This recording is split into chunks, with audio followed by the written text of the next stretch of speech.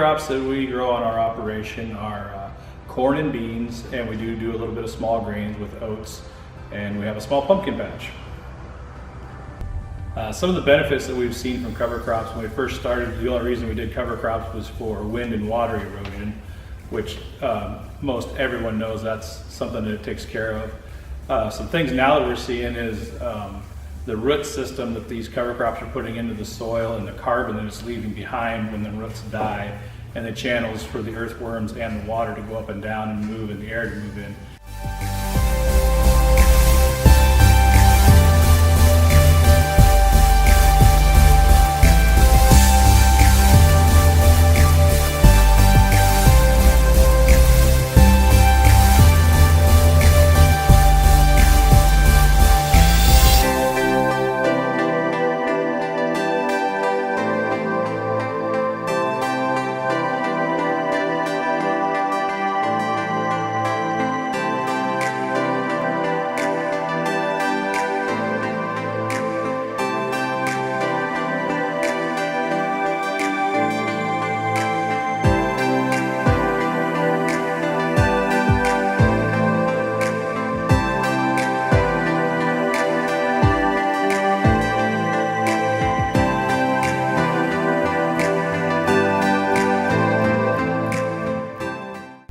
So our operation has been using cover crops for at least 10 years now, probably close to 12 years.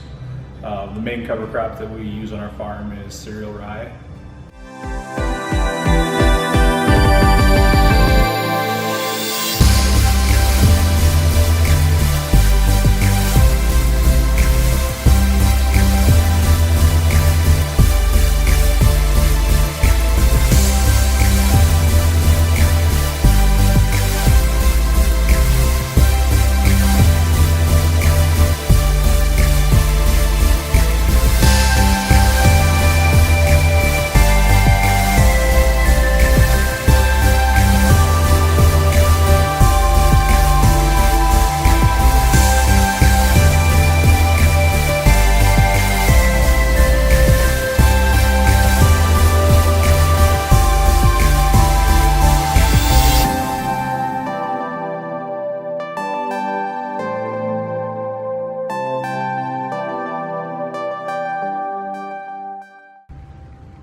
Most of the time on our cereal rye, we use an airplane to get that established early before we combine our corn, and we have that flowing on just because it's a time of year we can get it done before we start harvesting.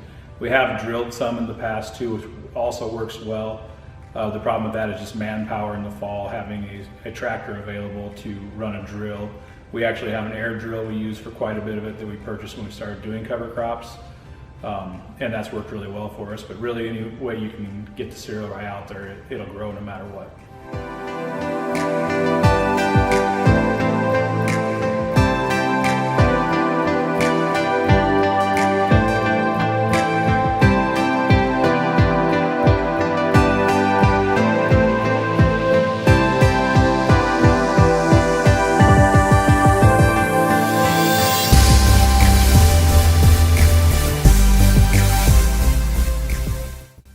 So how we terminate our cereal rye is in the springtime, we'll use glyphosate for that.